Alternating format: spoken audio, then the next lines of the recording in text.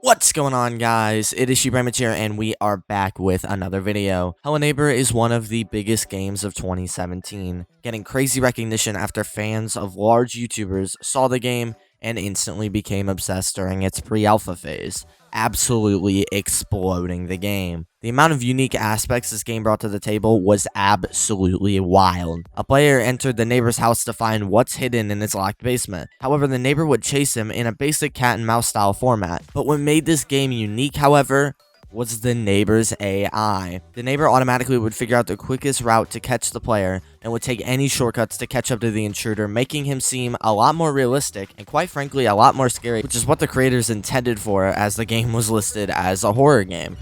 Okay, please don't be bear traps. There's bear traps! Oh, we are the best parkour. No, what? What? Yeah,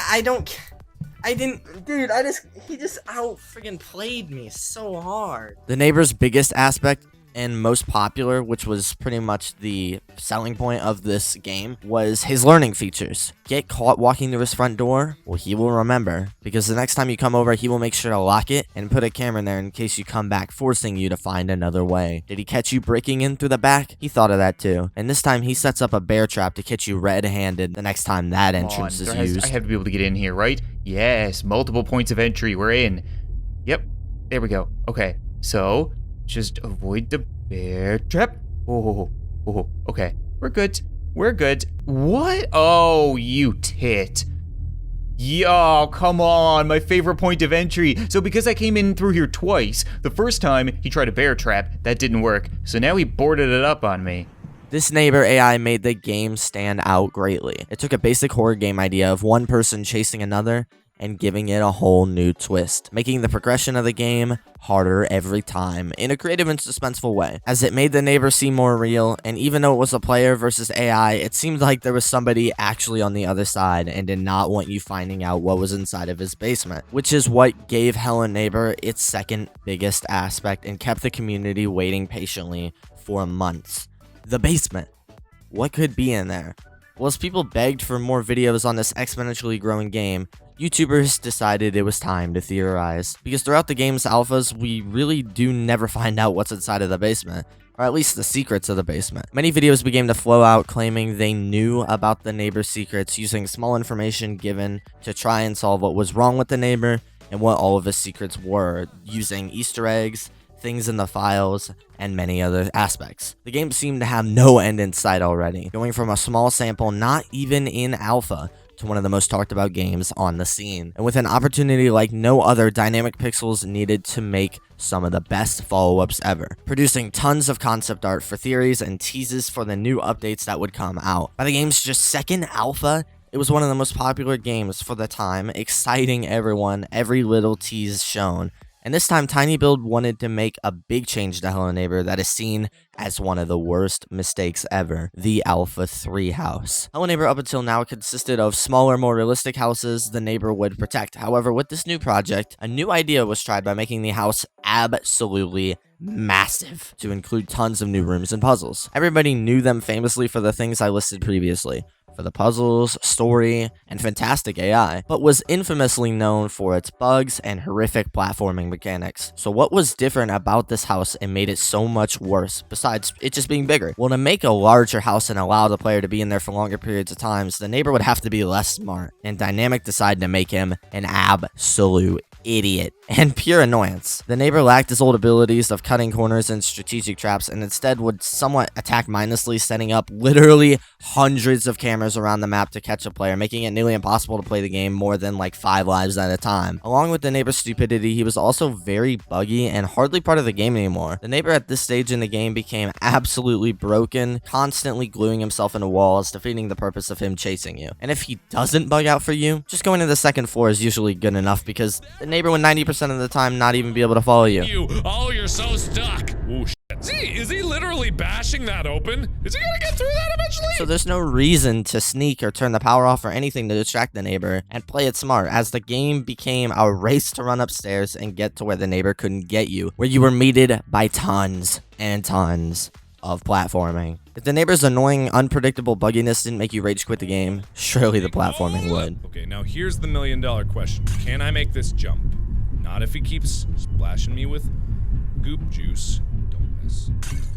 No! He fucking threw a goddamn glue!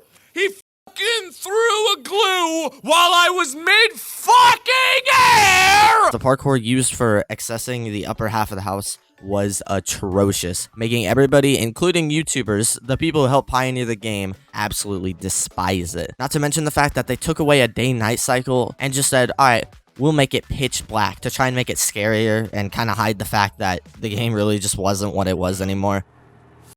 I have no idea where I am. I can't see a goddamn thing because I took the lamp out of here. Fall in the fucking hole. Just drop me in the fucking hole. I'm right on it, aren't I? Oh, I was on it. I was on the hole. There! Fuck! Oh my god, I don't have a fucking flashlight! You had to have your shadows off to even have a chance, and have a flashlight on at all times. Otherwise, you just couldn't see, and you just couldn't play the game. So, another absolutely ridiculous move on their part. So what did Dynamic take away? The classic AI, the sneak-style horror game, and the tricky yet intriguing puzzles, but added a nerf-to-the-ground neighbor, horrific glitches that made the game seem like it was still in pre-alpha, and insanely difficult platforming beyond what anybody would find fun.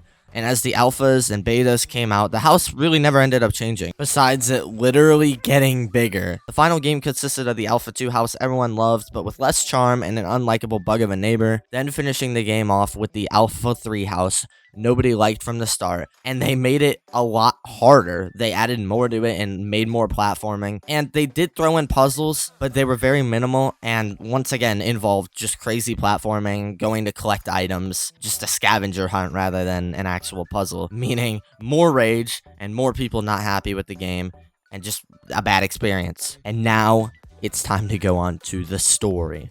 The story was once seen as a suspenseful, thrilling story throughout the alphas, and what did we get once the full game finally came out? An absolute cliffhanger that pretty much explained nothing. Over time, more and more theories came out, but most people didn't care as the game was a massive letdown and a flop to say the very, very least. A poorly reviewed game amongst critics, and as much fun as the alphas were to play, most people recognize the game as a failed experiment, saying the alphas are what the game should have been the whole time. Do you guys agree with that statement? I mean, there's some other reasons why you think Hello Neighbor absolutely mega failed. Because, I mean, you could see that the alphas, they had a basic idea, and it was an amazing idea, an original idea. But over time, they just started to become like every other game, and not original. The platforming, as I said, was absolutely ridiculous. You were forced to do it, too. It wasn't like there was a way around it.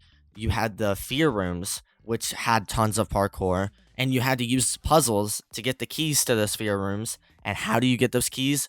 Tons of parkour. The parkour aspect is just what ruined the game. I mean, honestly, I feel like they could have made the game a lot longer with these smaller houses and having more intricate puzzles rather than just saying, F it, let's have this massive house with parkour, because it's just not even fun. And pretty much every YouTuber and every person who's played the final game can 100% agree. Anyway, guys, that is going to be all for this video. That is why Hello Neighbor failed.